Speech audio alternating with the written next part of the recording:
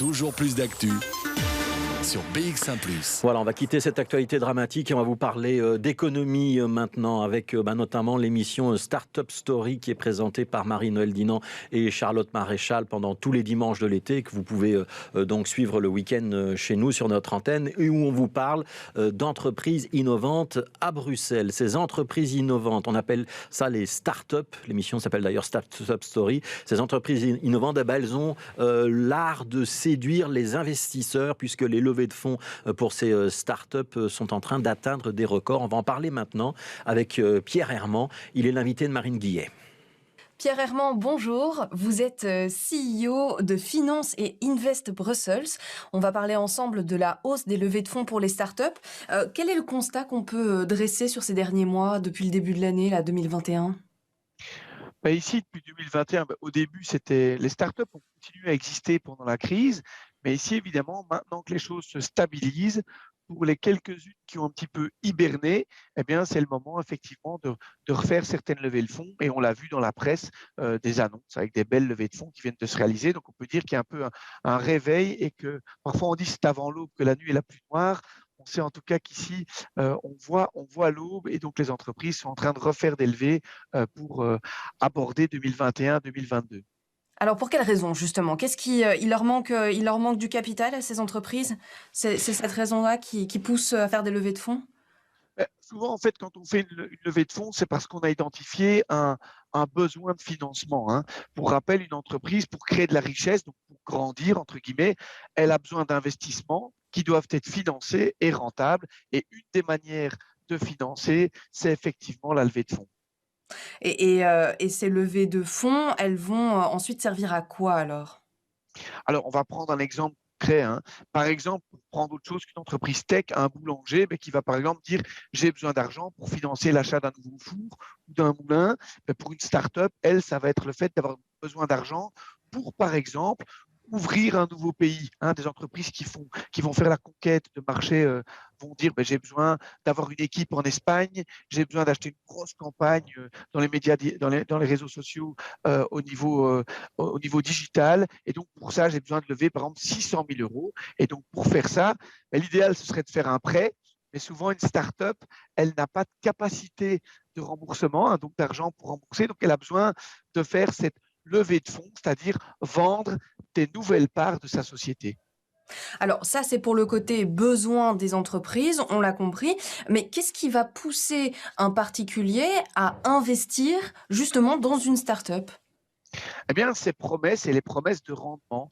Donc, il faut par exemple croire en l'idée. Si je suis convaincu que telle entreprise, tel secteur, j'y crois beaucoup et j'aime beaucoup une entreprise qui vend des vélos sur Bruxelles, que ce soit par exemple Cowboy ou Aouga, qui va faire une levée de fonds. Elle va dire, OK, moi aujourd'hui, mon entreprise vaut, et c'est tout à fait un exemple, 1 million. J'ai besoin de 500 000 euros. Donc, après la levée de fonds, elle vaudra 1 million plus 500 000, ça fait 1,5 million. Et avec ces promesses, elle dit dans 5 ans, l'entreprise aura une valeur de 3 millions.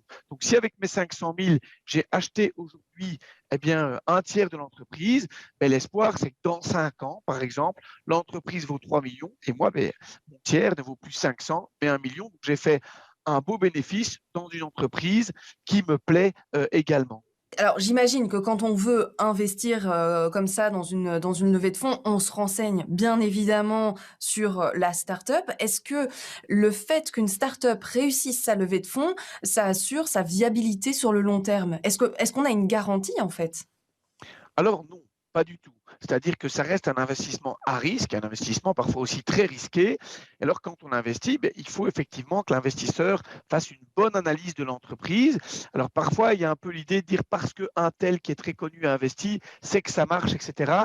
Ça, ce n'est pas le conseil en tout cas que moi je pourrais donner. Il faut investir dans un business plan que vous comprenez et vous comprenez également pourquoi et comment l'entreprise va grandir et réussir les challenges qu'elle vous promet de réussir. Et donc, il faut toujours essayer, c'est Warren Buffett qui disait ça aussi, toujours investir dans l'entreprise qu'on comprend. Exemple, si vous investissez dans l'entreprise de vélo, on voit maintenant qu'il y a beaucoup plus une mobilité durable, responsable, on facilite les choses pour les vélos. Vous pouvez peut-être croire à la croissance. Il faut voir aussi si les promesses sont réalistes. Donc, il faut vraiment analyser ça. Et puis, ça dépend.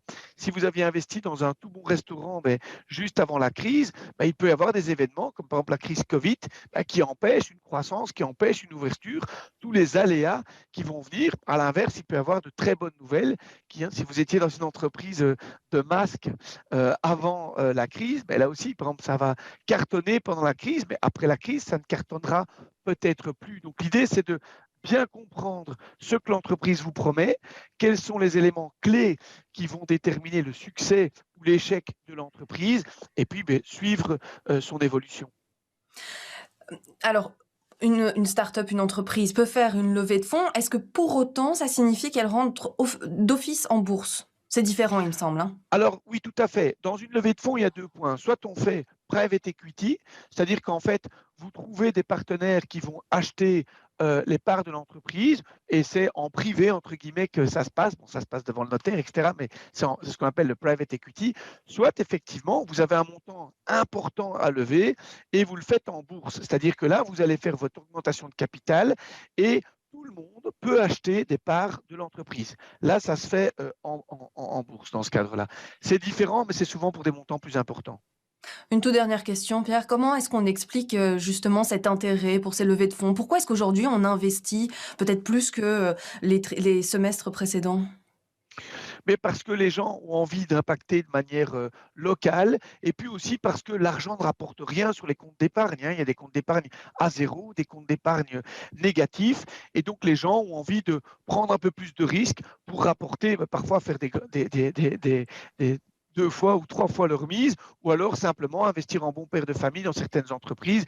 Il y a un retour vers l'investissement parce que le compte d'épargne ne rapporte plus rien, et aussi le fait qu'on a envie d'investir au niveau local dans des entreprises qui impactent.